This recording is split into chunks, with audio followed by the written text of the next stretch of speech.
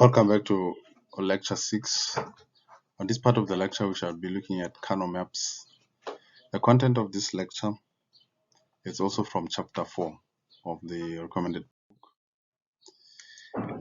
So what we will be looking at is sections 8, 9, and 10. And we'll be looking at Kano maps. The application of Kano map is in sum of product minimization, as well as the applications of Kano map in product of sum minimization. So the outcomes of the first section, which is section 8, is you should be able to construct a Kano map of 3 or 4 variables. At the end, you should also be able to determine the binary value of each cell in a Kano map. You should be able to determine the standard product of terms represented by each cell, the standard product term represented by each cell in a Kano map.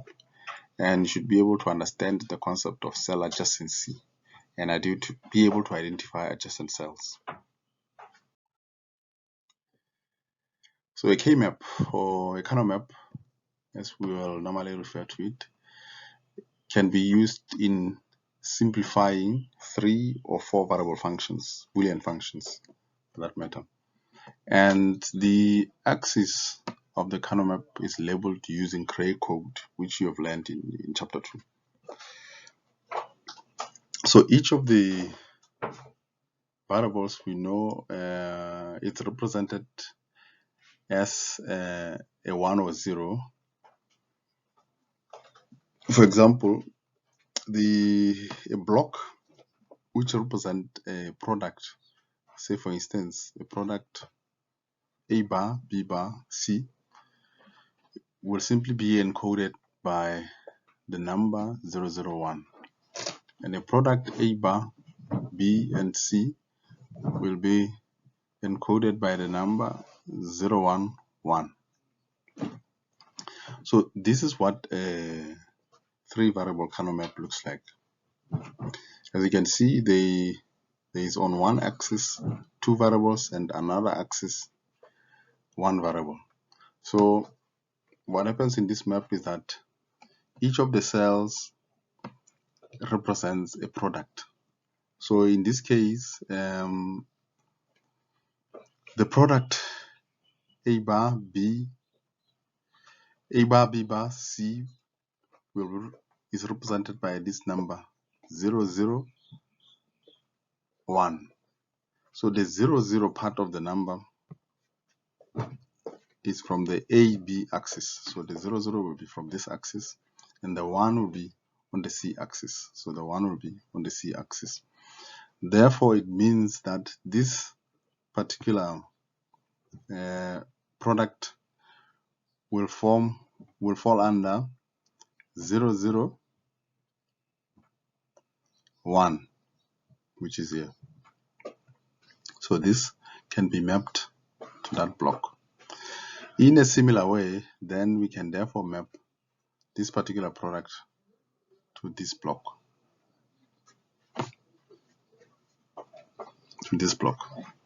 So that is basically how you map a product to a block in a Kano map. So looking at the whole map in full, it therefore means then that, for example, if you look at this first block, this represents 0, 0, 0, 0, 0, 0, which is A bar and B bar and C bar. This particular block is 1, 1 from this axis, 0, 1, 1, 0, which is represented by A, B, C bar. C bar because C comes from C. The value of C in this block is 0. In this case, the value of C in this block is 1. Therefore, the C for this block will be the variable C, not the complement. In this block, the value of B is 0 because you can see that here. The value of B is 0 on the AB axis. So take your time to familiarize yourself with the Kano map. Now let's look at so the Kano map can also be a 4-variable Kano map. as indicated here. You can have a favorable kind of map of this sort. So you have, in this case, two axes where each of the axes has two variables, right? So such a block, this block in this case, would be represented by the number starting from the AB axis. It would be 0, 0.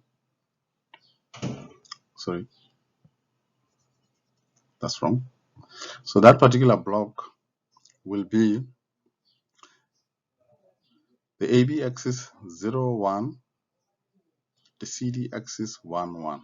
So it's 0, 1, 1, 1. This particular block will be 1, 0, 1, 0, 1, 0, 1, 0.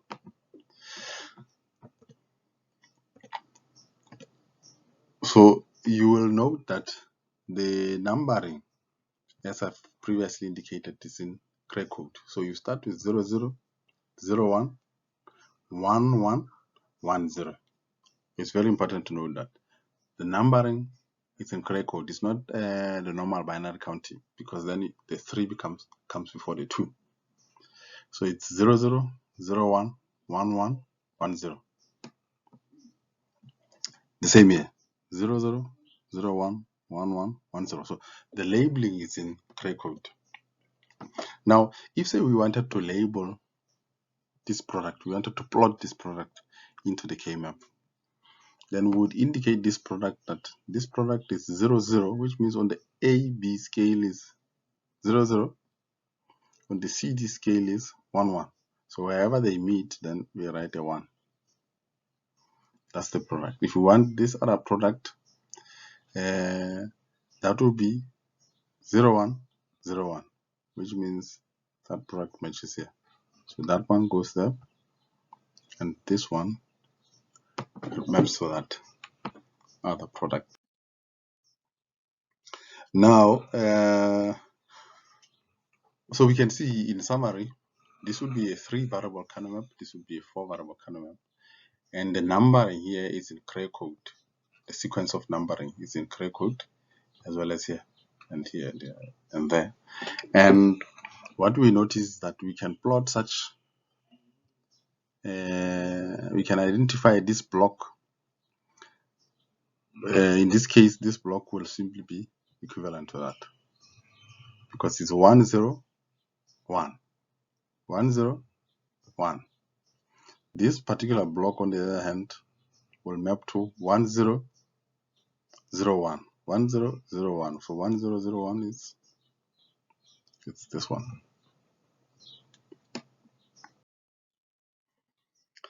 Now, so remember, we have our Boolean functions in two forms, either in standard sum of product or standard product of sum. So if we are going to map a standard sum of product, we indicate the presence of a product with a 1 in the corresponding block for a standard sum of product. So in this case here, we have these 4 products, 1, 2, 3, 4. So those are the 4 products that we have. So if you wanted to plot this on the K-map, this particular function on the K-map, then we indicate the presence by 1. So first of all, we decode that into its equivalent, the product into its equivalent number, so that we can be able to map it. So this would be then 0, 0, 0, which would be here.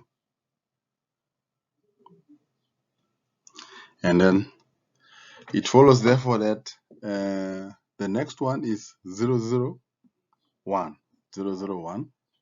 This is 0, 0, 1. So, and then the next product is 1, 1, 0, 1, 1, 0. So 1, 1, 0, 1, 1, 0. This is the next product.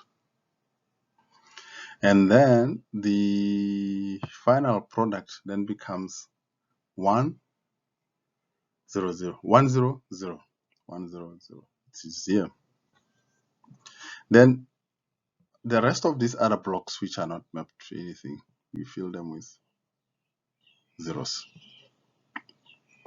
So then after doing this, we have successfully plotted the K-map in that case. So now let's look at a case where you have a standard product of sum. When you have a standard product of sum and you want to plot your K-map, as shown here, what is important here is you indicate the presence of that product with a 0. You indicate that sense of sum, with a 0, not a 1. So in this case, we have product of sums. So which means each of these represents a 0, like when you did it in the truth table. Another important thing which I wanted to emphasize was you have to ensure that the order in which the variables are written matches the order of your K-map, because then it makes it easier. So as you can see here, the order here it's not the same as the way it appears on the K-map and that one. So they have to appear as A, B, C, D, A, B, C, D. So in fact, we can rewrite this. So this one is A plus B plus C. This one is A, okay, so A bar, C bar. So this one is A bar plus B bar plus C. And then the last one, it's A plus B bar plus C. So we can rewrite them, first of all, this one to that, and this one to that, just to make it easy. Then the next bit is to write now the corresponding sums. So in this case, the corresponding sums are going to be indicated by 0. But the other important trick here is the one that we learned from the truth table, is that a complement in this case it's a 1. So here this matches 1, 0, 1, and then this one matches 1, 1, 0. This one matches 0, 1, 0. Now what we do then from there is we want to plot this into the K-map. So into the K-map, then we know when you have 1, 0, 1, 1, 0, 1, which is here, you will have a 0 in that block. You'll have a 0 in that block. The next one is when you have 1, 1, 0, 1, 1, 0, you'll have a 0 in that block as well. The other one is 0, 1, 0. And then finally, the rest of these blocks will just be 1s. So it's important that you distinguish between plotting a standard sum of product and plotting a standard product of sums. The rules that you use for this are the same as the ones that you have used for completing the truth table. So one important concept that that we need to understand in terms of the K-map is called adjacency, say cell adjacency. So we say two cells are adjacent to each other when they are near each other. By that we mean this cell is adjacent to this cell because it's close. It shares a wall with it generally. Then this one is also adjacent to that one.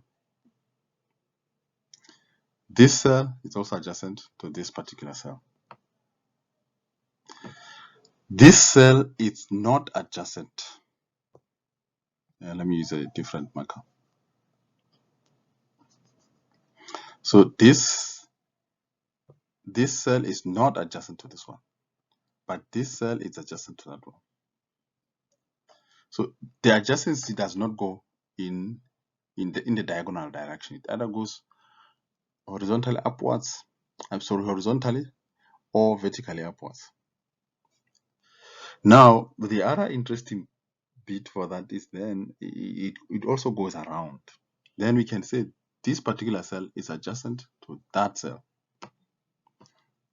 right? So therefore, it means this cell, this one is also adjacent to this one. So it sort of wraps around. It sort of wraps around. So in this case, this cell will be adjacent. This one will be adjacent to this one as well. And in fact, this one will be adjacent to that, and that will also be adjacent to that. The reason why we need to understand these adjacencies is because they are going to help us. It's going to help us to simplify variables. So just make sure you understand or get this concept.